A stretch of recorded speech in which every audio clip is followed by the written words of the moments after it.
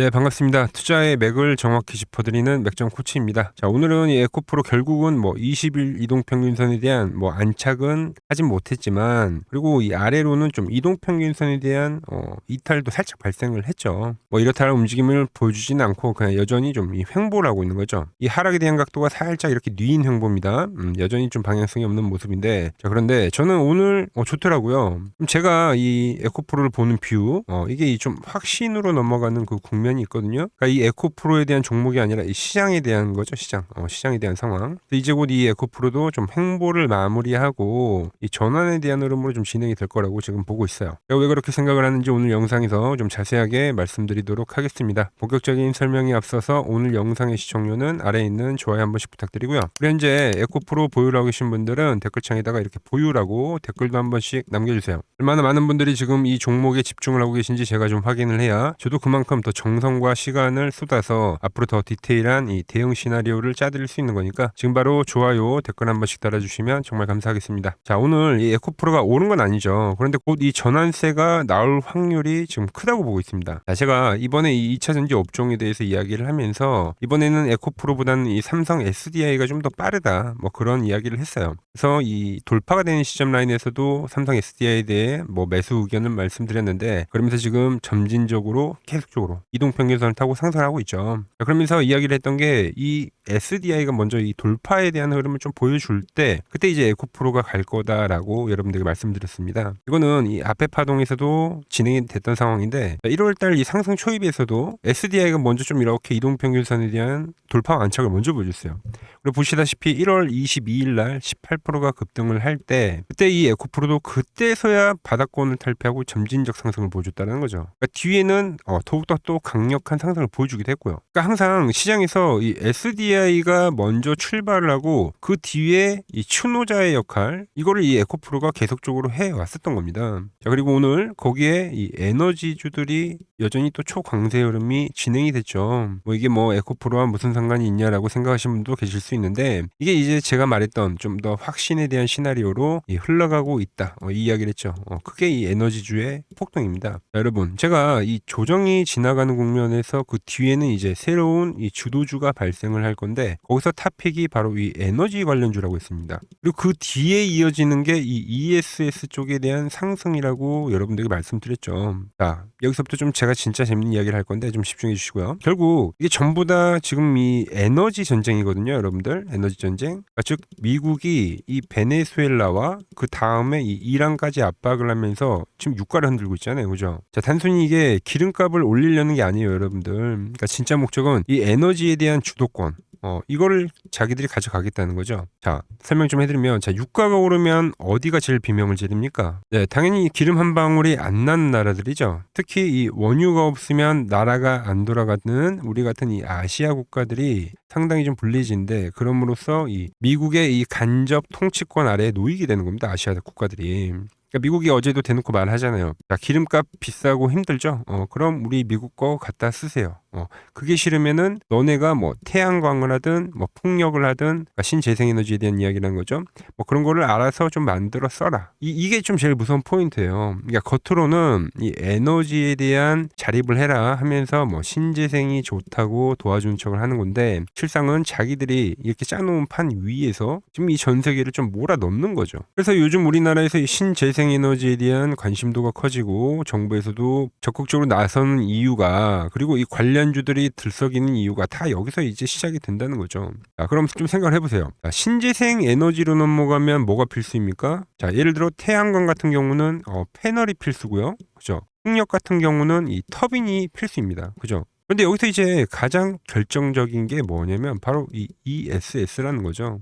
즉 배터리. 그러니까 전기를 아무리 만들더라도 이 담아둘 통이 없으면 끝인 건데, 그게 이 ESS가 하는 일이라는 겁니다. 자, 여기서 이제 미국의 본심이 나오는 건데, 이 핵심 광물이나 부품들, 그러니까 중국 거는 쓰지 말라고 하잖아요, 그죠? 무조건 미국이나 한국이나 일본 같은, 그러니까 동맹국들의 기술만 쓰게끔 딱 지금 선을 그어놓은 거예요. 이게 바로 여러분들이 뉴스에서 맨날 듣는 IRA, 인플레이션 감축법의 이 본질이자 이 공급망 동맹의 어떻게 보면 실체라고 볼 수가 있는 겁니다. 결국 이 에너지 전쟁이라는 게 이러한 것들을 토대로 중국을 좀 따돌리고 전 세계 이 AI에 대한 전력망을 좀 미국이 통제를 하겠다는 시나리오로 이렇게 좀 모아 수렴이 된다는 거죠. 자, 그럼 좀 답이 나오죠. 자, 이 거대한 흐름이 지나갈 때 결국 이 에너지를 저장할 ESS가 이 반드시 필요하게 되는데, 그럼 이 막대한 호재를 누가 가져갑니까? 네, 바로 이 대한민국이 가져간다는 거죠. 그중에 이 에코프로도 포함이 되어 있는 거고요.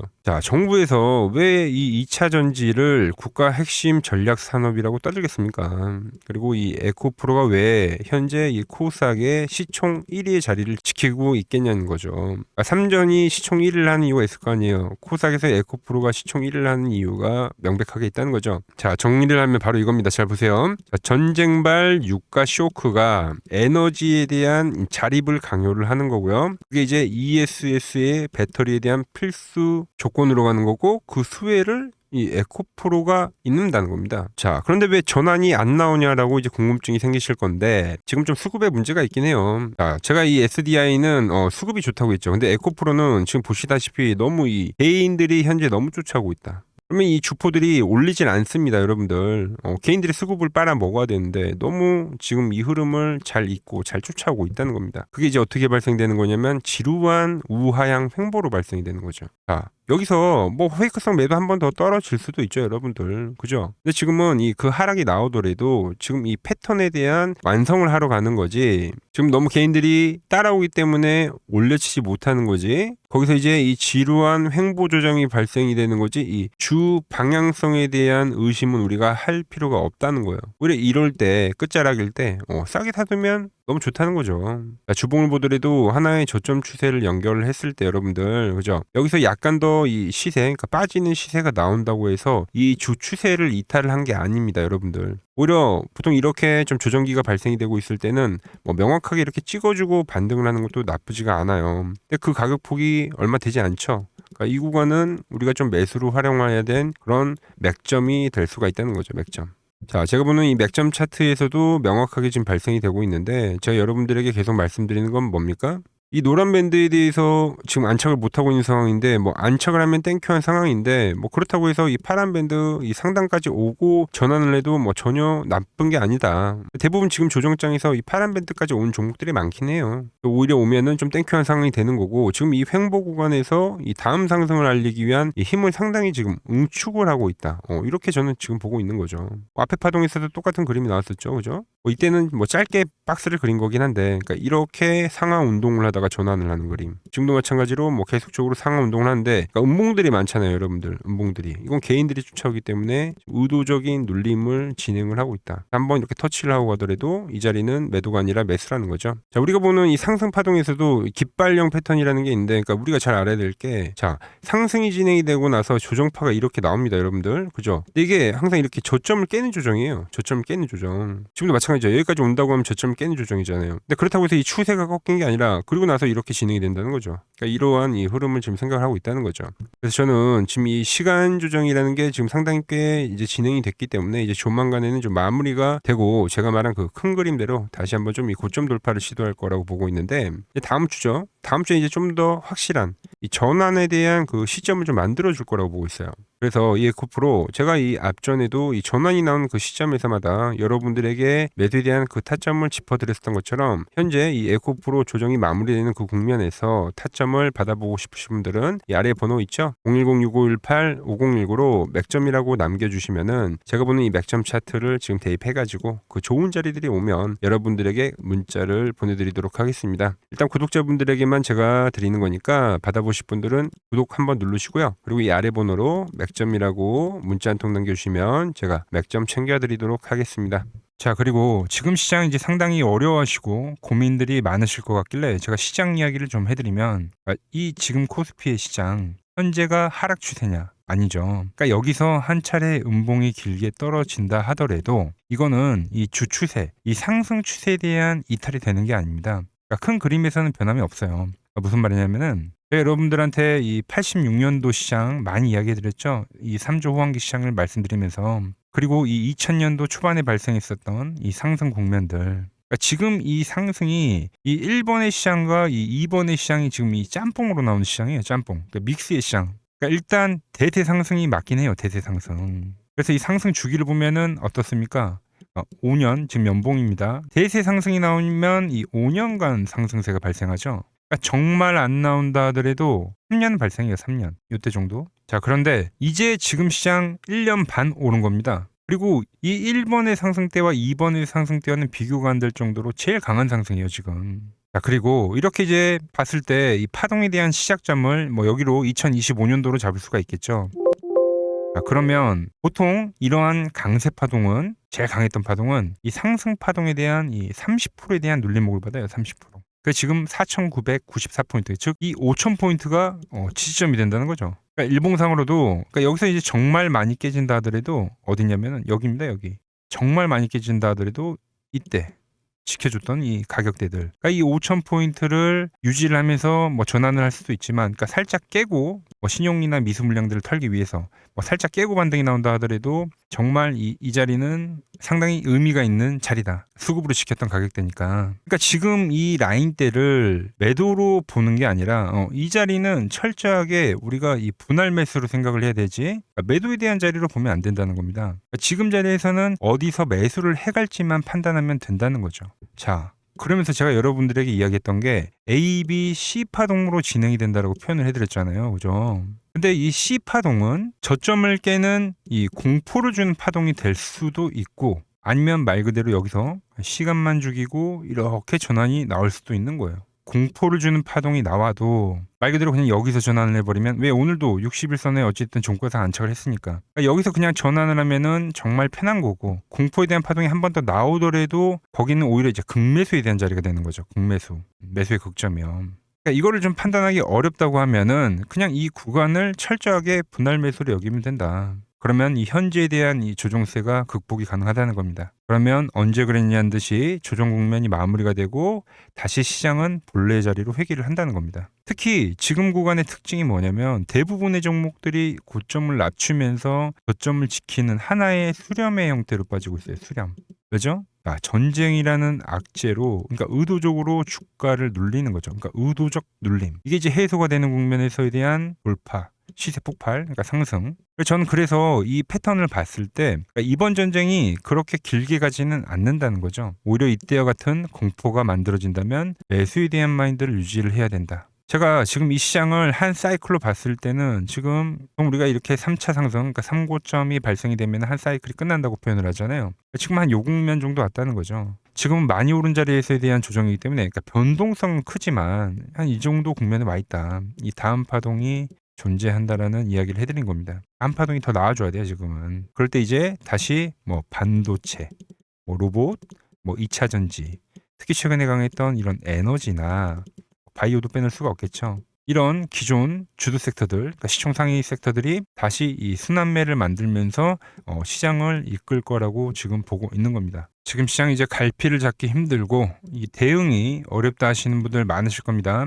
저 맥종코치와 함께 하신다면은 지금 이러한 이 큰 그림 안에서 이미 짜인 이 시나리오대로 움직일 수가 있다는 겁니다. 지금 같은 시기에 혼자 너무 고민하지 마시고 저와 함께 이 시장을 좀 잘 극복해 나가시길 바랍니다. 저와 끝까지 함께 가보실 분들은 이 아래 번호로 이렇게 맥점이라고 문자 한 통 남겨주시면 됩니다. 자, 그리고 지금 더 중요한 이야기를 한 가지 하자면은 이제 오늘 뉴스가 하나 떴습니다. 뭐 트럼프 방중 결정이 이제 5월 14일 확정이 된 거예요. 자, 그래서 미중 회담 이전에는 종전을 예고를 했다. 그러니까 오늘도 지금 시장 변동성 극심하긴 했지만 뭐 5월 14일 시간이 좀 더 길어지긴 했지만 결국 이 종전이라는 시기에 가까워지면서 이 시장도 바닥을 다질 겁니다. 그래서 항상 이 현재 같은 변동성이 이 시간이 지나고 나서 보면은 투매가 나왔던 지점, 그런 데가 다 이 저점이 되기는 할 거예요. 자, 그런데 제가 이 뉴스를 왜 보여드리냐면은 종전에 대한 예고도 있지만, 자, 트럼프가 방중 시에 이제 이슈가 되면 뭘까요?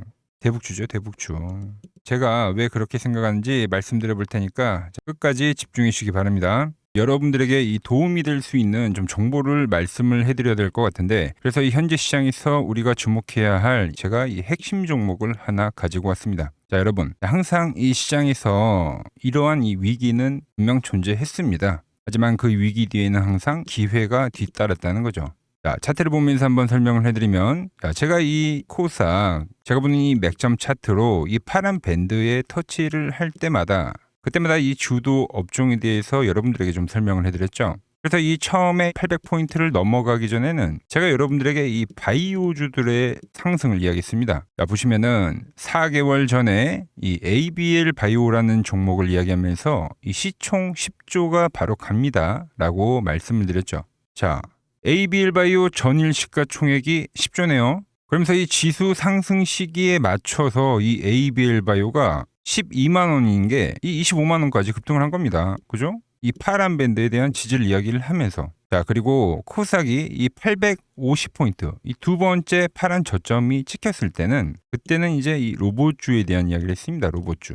자, 보시면 이 3개월 전에 여러분들에게 클로봇이라는 종목을 말씀드렸죠. 그때도 이 850포인트에 대한 거를 제가 계속 강조를 해드렸고, 그때 이 클로봇이 이 노란 밴드 이 4만 원일 때 여러분들에게 말씀드렸던 거예요. 그러면서 이 지수가 상승을 하면서 클로봇도 이 8만 원대까지 상승을 해줬죠. 딱 요때입니다. 요때. 자, 그 뒤에는 제가 이 1000포인트에 대한 돌파를 말씀드리면서 그때 이제 이 우리 기술과 이 한미 반도체, 즉 이 반도체 부품주에 대한 이야기와 이 에너지에 대한 이야기를 했죠.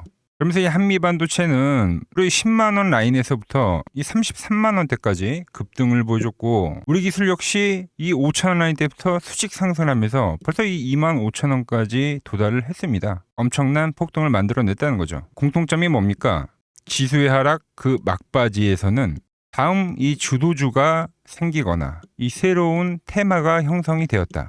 이번에도 마찬가지죠. 이번 조정기가 마무리가 되면 나오는 거는 이 새로운 테마와 주도주입니다. 그래서 오늘은 제가 그 이야기를 좀 해보려고 하는 거예요. 자, 저는 이 다음 테마는 여러 테마들이 물론 발생하긴 할 건데, 제가 주목하는 거는 이 대북주입니다. 대북주.